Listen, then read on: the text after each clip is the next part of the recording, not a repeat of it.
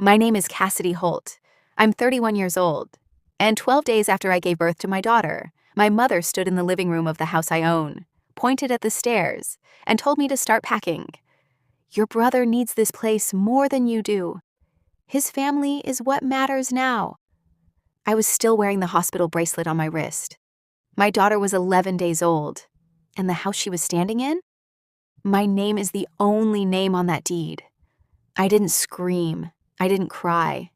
I walked to the back bedroom, sat down on the edge of the bed, and made 4 phone calls. The last one was to my security company. That night, when my mother tried to come back with a key, the code didn't work. She called my cell from the driveway. I answered through the intercom, said 4 words. Her phone hit the ground. Before I tell you what happened next, I need you to understand something. The house wasn't the real thing she tried to take from me. What she tried to take was the story. The version of the Holt family where Nolan always comes first, where I'm always the one who adjusts, makes room, gives up, steps back. She'd been writing that story my entire life. What she didn't count on was that I'd been quietly writing a different one. If this story already has your attention, hit like and subscribe before we go any further. Drop your city and your local time in the comments. I love knowing who's listening, and stay with me. Because what happened over the next 3 weeks changed every relationship in my family, including the one I didn't know I still wanted to save. Let me take you back to the beginning. Not 12 days after the birth, the real beginning. Cookeville, Tennessee. Small city, the kind where you can drive from one end to the other in 15 minutes and know someone's face at every gas station. My parents, Gary and Renata Holt, raised us in a 3-bedroom house on Ravenwood Drive. My dad worked inventory management at a regional trucking company for 27 years. My mom waitressed until I was about 10. Then she stayed home. They were steady people. Not warm exactly, but steady. There was food on the table and the lights were always on. I didn't understand until I was older that consistent and loving weren't the same thing. My brother Nolan is 4 years older than me. Growing up, Nolan was the kind of boy who made every room feel smaller when he walked into it.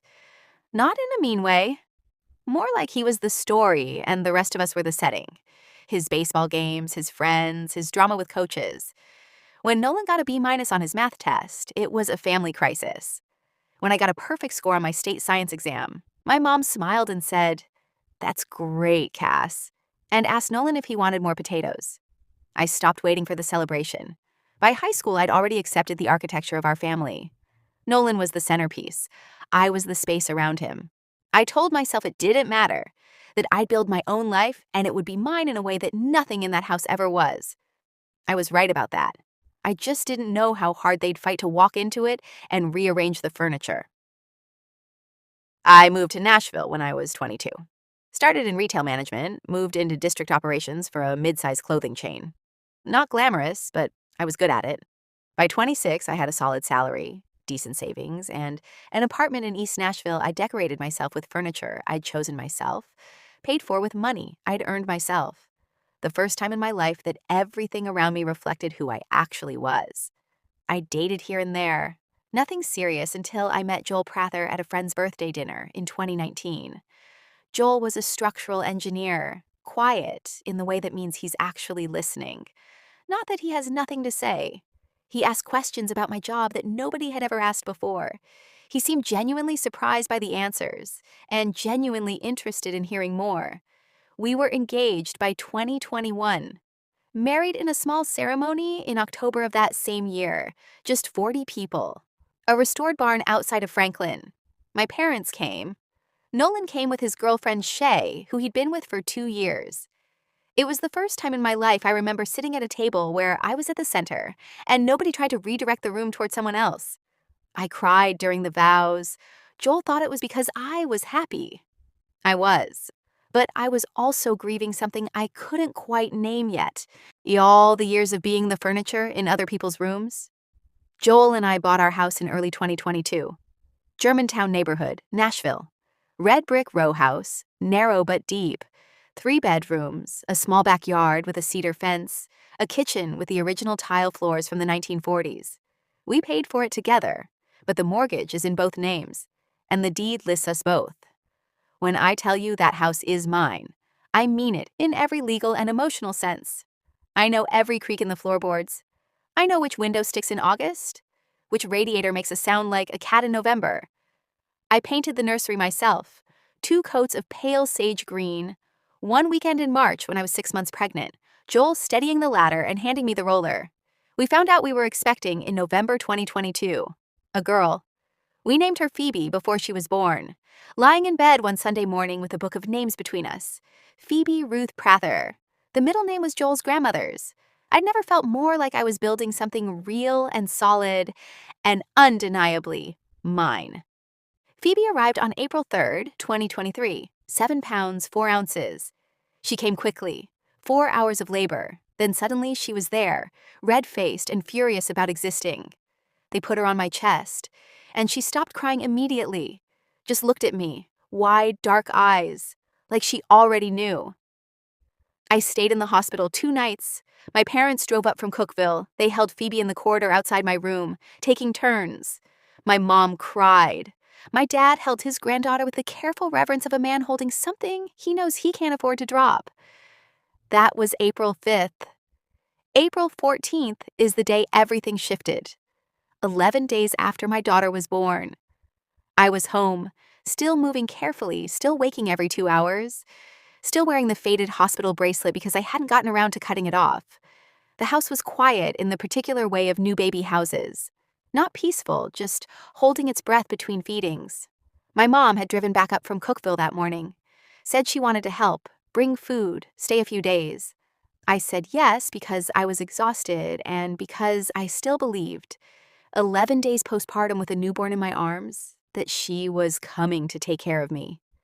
She arrived at 11 a.m. I was nursing Phoebe in the back bedroom. When I came out 30 minutes later, my mom was standing in the living room with her phone in her hand, an expression on her face I'd seen before. Organized, certain, like she'd already made a decision and was now just managing the announcement. "Cassidy," she said, "we need to talk about the house." I sat down on the couch with Phoebe still against my shoulder. "Okay, Nolan and Shay are expecting. Did you know that?" I did know. Nolan had called us in February. They were due in September. That's wonderful, Mom. I know. She set her phone down on the coffee table, face up. She'd been texting someone. I noticed that she didn't sit down. She stood in the center of the room like she owned it. "The thing is," she continued, "they're in a bad spot. Their lease is ending in June, and the new place they were looking at fell through. And Nolan's commission has been slow this quarter. My brother sold cars for a dealership in Murfreesboro. He made good money in strong months and almost nothing in bad ones." I waited. "Where does that leave us, Mom?" She met my eyes. "This house has 3 bedrooms. You and Joel are using 2. There's the nursery and your room. The 3rd bedroom is just sitting there." I stared at her. "It's our guest room." She picked up her phone again, turned it in her hands. "The way she does when she's working up to something.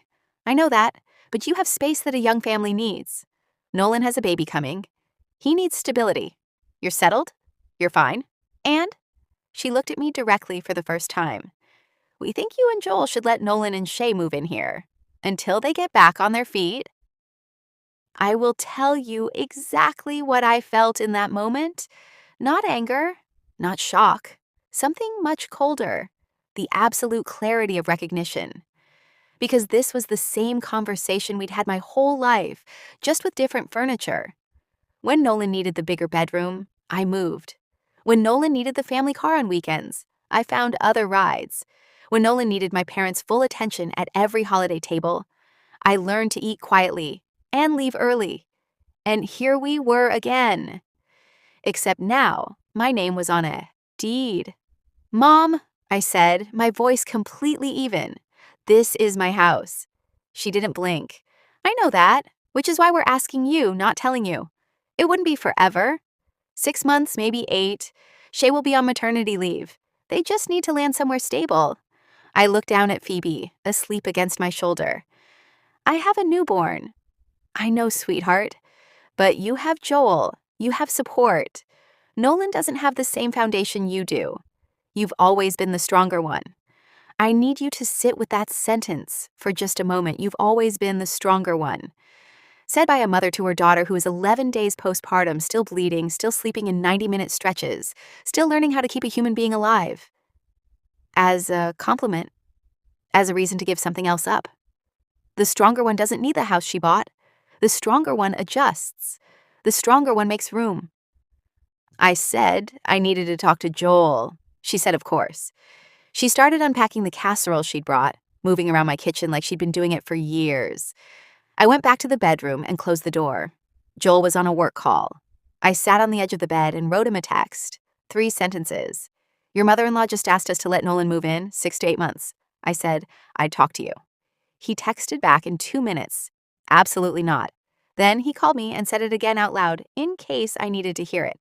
That's not happening, Cass. Not with a newborn, not with your recovery, not with our home. Tell her no. I knew he'd say that. I needed to hear it anyway. I went back to the living room. My mom had set the casserole on the counter and was looking at the 3rd bedroom, door open, standing in the hallway. This would actually work well, she said, almost to herself. There's room for a crib in here once the baby comes. Mom, I kept my voice level. Joel and I talked. We're not doing this. She turned around.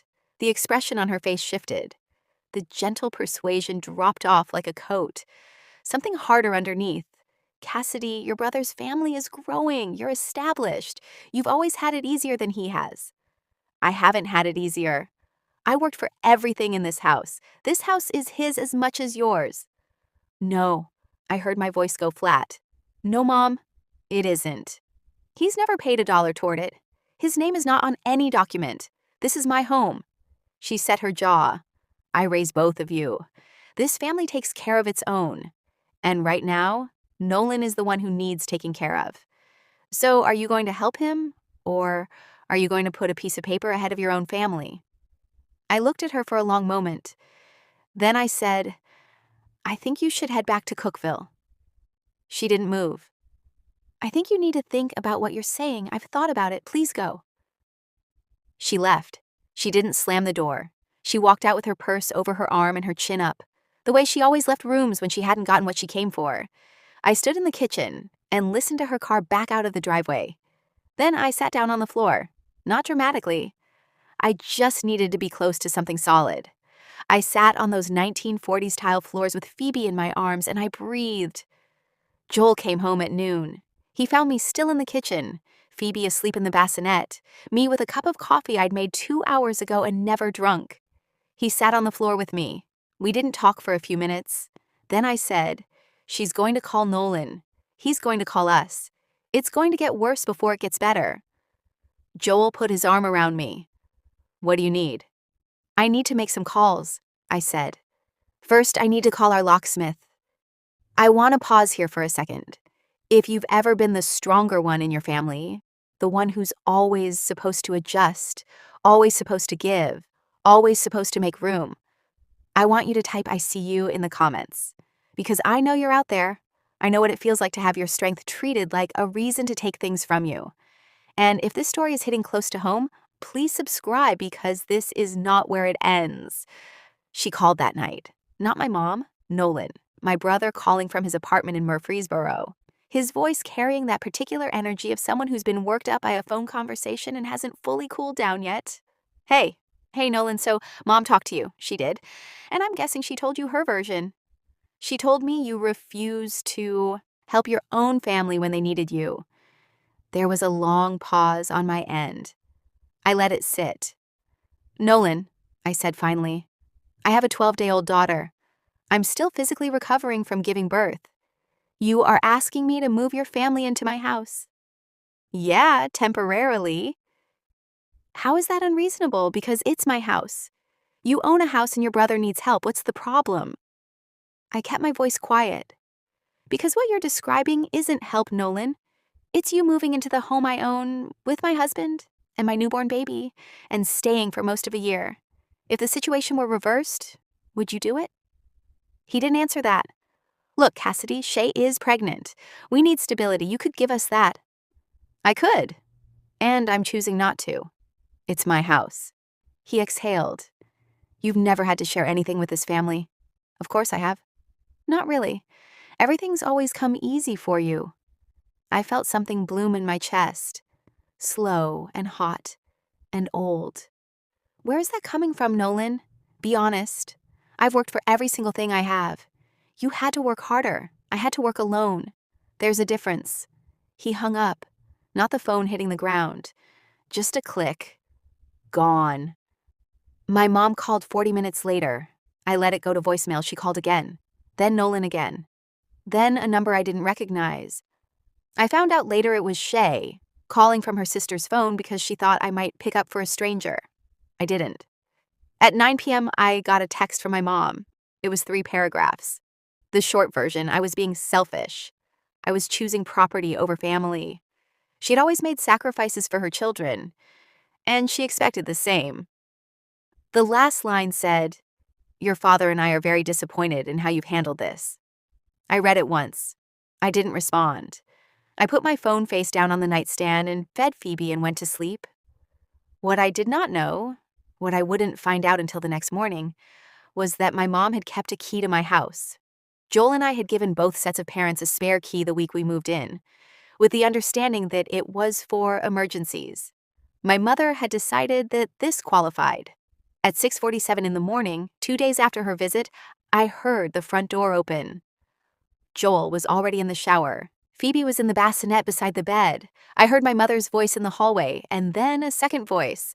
A man's voice. Nolan. They had let themselves into my house at 6:47 in the morning. I got up. I walked down the hallway. My mother was in the living room. Nolan was standing in the doorway of the third bedroom looking around. He had a measuring tape in his hand. I stood in the hallway in my pajamas, 12 days postpartum, and stared at my brother holding a measuring tape in my guest room. Nobody said anything for a full 5 seconds.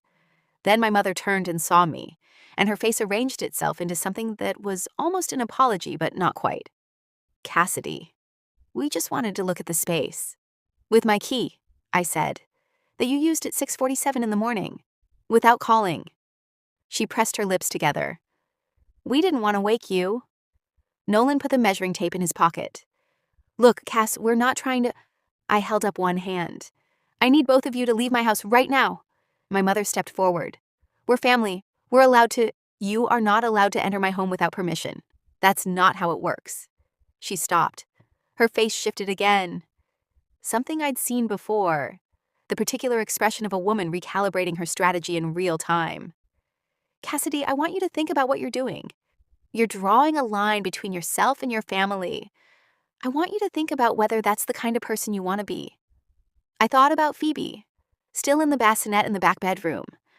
I thought about the tile floors I'd sat on 2 days ago. I thought about every Christmas table where I'd been the furniture and Nolan had been the story. "I want you both to leave," I said again, "and I'd like the key back."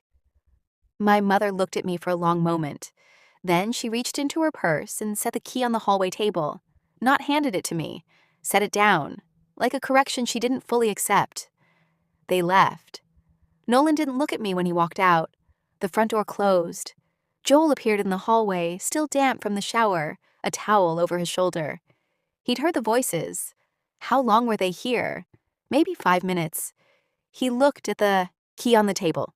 "We're changing the locks today," he said. "Yes, we are.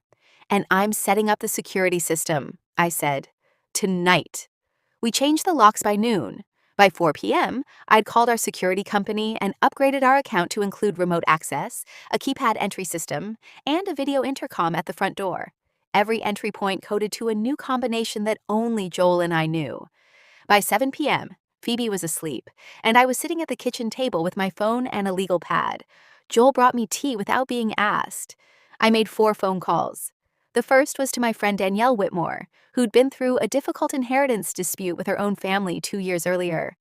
She'd come out the other side, and she'd come out legally protected. She gave me the name of her attorney. The second call was to that attorney, a woman named Patricia Soames, Property and Family Law, downtown Nashville. I left a message. The third call was to our mortgage servicer, just to confirm out loud that the deed on our property listed Joel Prather and Cassidy Prather, and no one else. It did. It does. The fourth call was one I made standing in the backyard, looking at the cedar fence, speaking quietly so Joel couldn't hear me from inside. I called my father, not my mother, My dad, Gary Holt, who had spent 27 years in inventory management and had never, not once in my memory, directly contradicted my mother about anything related to Nolan. Dad, Cass, is everything okay? No. I told him what happened. The visit, the measuring tape, the key. He was quiet for a long time. Longer than I expected. I know this isn't what you want to hear, he said finally, but your mother gets fixed on an idea. I know, Dad, and I understand Nolan's in a hard spot. I do. But she came into my house without asking. With Nolan. With a measuring tape. It's not about the space. It's about the fact that she thought she could. Another long silence. I can't fix this, Cass. I know. But are you okay? I thought about that honestly. I'm okay. I'm angry, but I'm okay. His voice dropped a little. You're a good mother. I saw you with Phoebe. I know. That counts for something, doesn't it? He said it without a question mark. A statement for himself as much as for me. Then he said, Call me if you need anything. I will, Dad. I love you. I love you, too. Patricia Soames called me back the next morning. She was direct, efficient, and didn't spend time making me feel better about what I was telling her. She just absorbed information and responded with facts. The key situation is concerning, she said. But the core legal reality is simple. The property is titled in your and your husband's names. No one else has legal standing to occupy or claim it. Your mother doesn't have tenancy rights by virtue of the key. Returning it was the right call. What you need to focus on is documentation. I need you to write down every interaction, dates, times, what was said. Do that now, while it's fresh. Are you worried about escalation? Somewhat. What would escalation look like? In family situations like this, she said, it can mean a lot of things. Claims of verbal agreements, if they try to establish any pattern of tenancy, social media pressure, showing up at the property and refusing to leave. Has anyone threatened to contact law enforcement about the property? No. Good. The law is clearly on your side. But families don't always fight with law. Sometimes they fight with emotion and repetition and public pressure. If that happens, you call me. I'll call you first, I said. She almost smiled. I could hear it. I think you will. For 6 days, my phone stayed mostly quiet. My mom sent one text a day, short, factual, not apologetic. Nolan found a rental but needs first and last month. Shay's mother can't help them financially.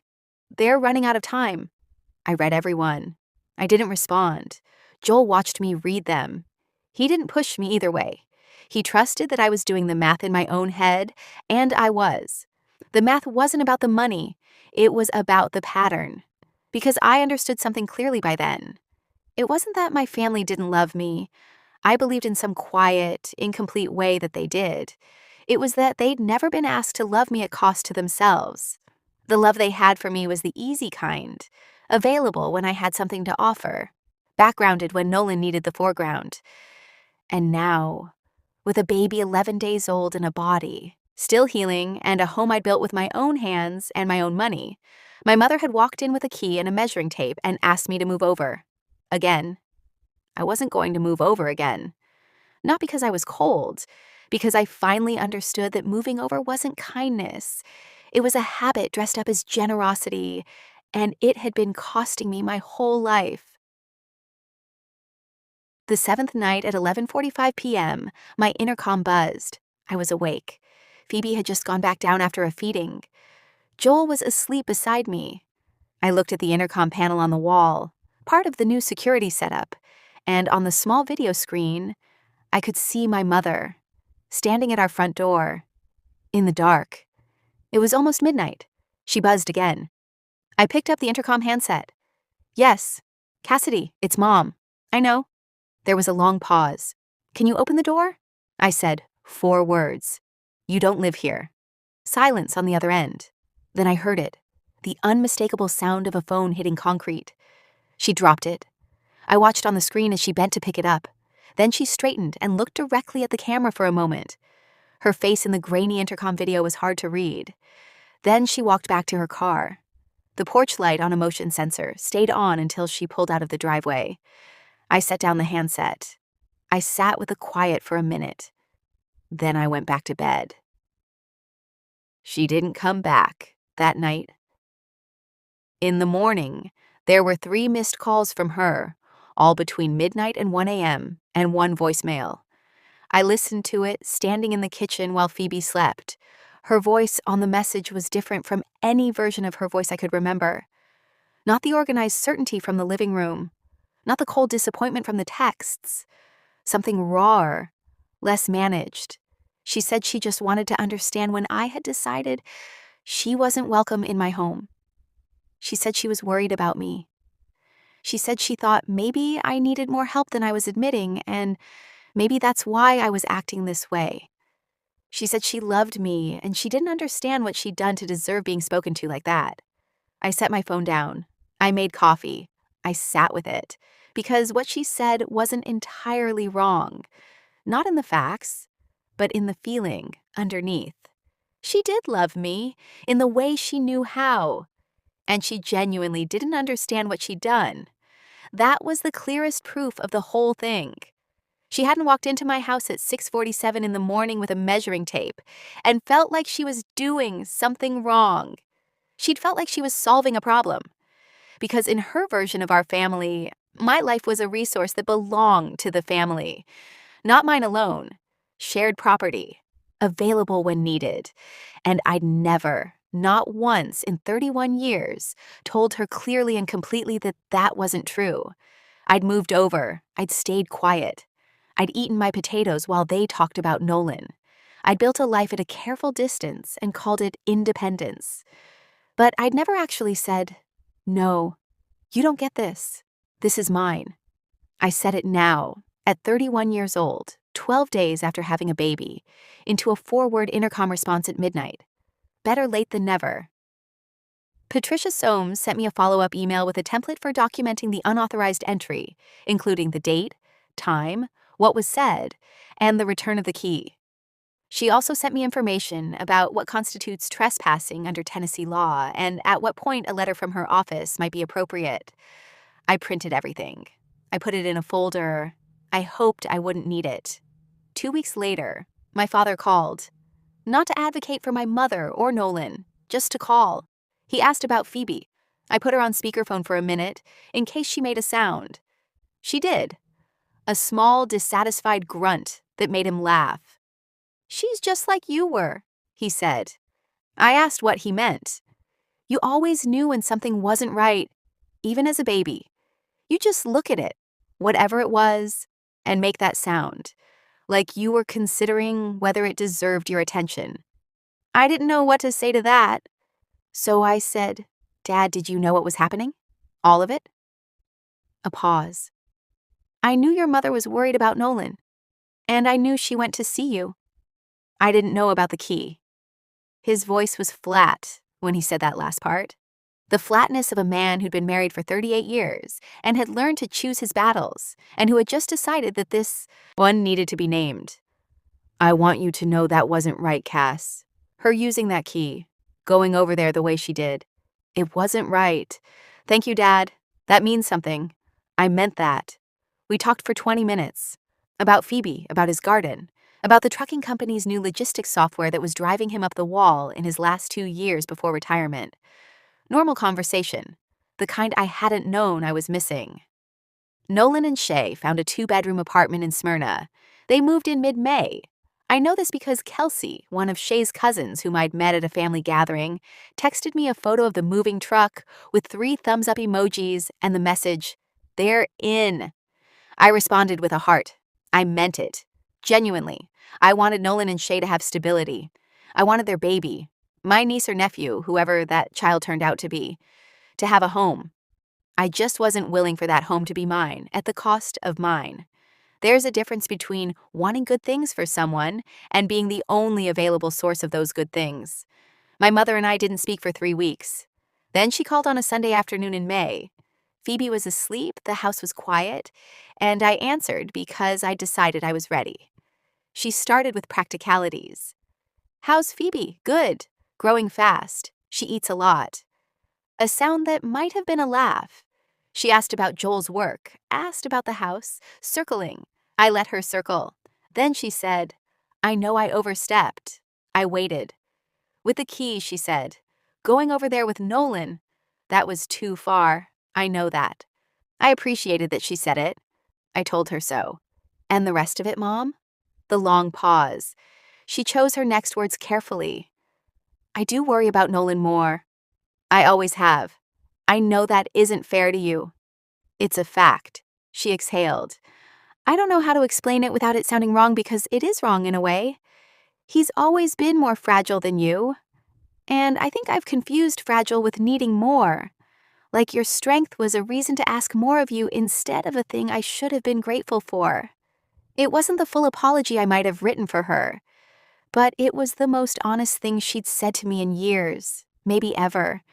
And I recognize the effort it cost her because I know her, and honesty like that doesn't come naturally to Renata Holt. I'm not saying everything is fixed, I said. I know. But I'm saying, I heard you. She was quiet. You're a good mother, Cassidy. I can tell. Phoebe chose well. I laughed at that, an actual, unguarded laugh. You're going to be good at this, she said. Better than I was. I didn't disagree. But I didn't say that. I just said, I'm going to try. Phoebe is 6 months old now. She has Joel's ears and my tendency to look at things sideways before she decides whether they're worth her energy. She's in the sage green nursery I painted myself, sleeping in the crib we put together on a Saturday in February, with an instruction manual that was in 3 languages, none of them very helpful. The cedar fence in the backyard is holding up. The window in the kitchen still sticks in summer. The tile floors are still beautiful. Nothing about this house has changed, but I have. I understand now that for most of my life I lived as though my needs were negotiable and my strength was an invitation for others to take more. I was the furniture, the setting, the one who adjusts. I'm not angry at my mother for seeing me that way. She taught me to see myself that way. What I'm choosing now is to unlearn it, not overnight, not perfectly, but steadily, in the way that things that actually stick tend to happen. My mom came to visit last month. She called first, this time. She brought food and held Phoebe and sat in the kitchen and drank tea. She didn't look at the 3rd bedroom. She didn't bring up Nolan's apartment or their finances or what I could do for them. She just sat with her granddaughter and talked to me like I was a person she was glad to know. It was an hour. A quiet, ordinary hour. But when she left and the door closed behind her and Phoebe was back in my arms, I stood in the hallway and felt something I couldn't immediately name. Solid, maybe. Or maybe just present, like I was fully inside my own life for the first time. The house is mine. The door code is mine. The deed is mine.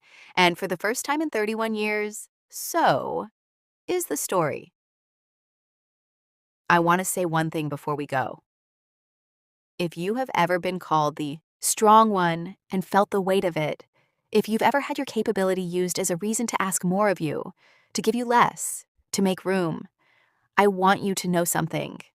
Strength is not a permission slip for people to take from you. It is not a reason to move over. It is not proof that you need less. You are allowed to stand in the center of your own life. You are allowed to say, this is mine, and mean it. You don't need to be cruel to be clear. You don't need to burn anything down to hold your ground. You just need to know, somewhere steady inside yourself, what belongs to you, and what you are and are not willing to give away. I knew it when I said 4 words through an intercom at midnight. I know it every morning when I walk into that kitchen on the 1940s tile floors and make coffee and listen to the quiet before Phoebe wakes up. This is mine. I built it. And I'm not moving over again. Thank you for staying with me until the very end. If this story meant something to you, hit like. It helps more people find it. Subscribe if you want more stories like this. And leave me a comment. Have you ever had someone try to take something that was rightfully yours? What did you do? I want to hear your story. I read every single one.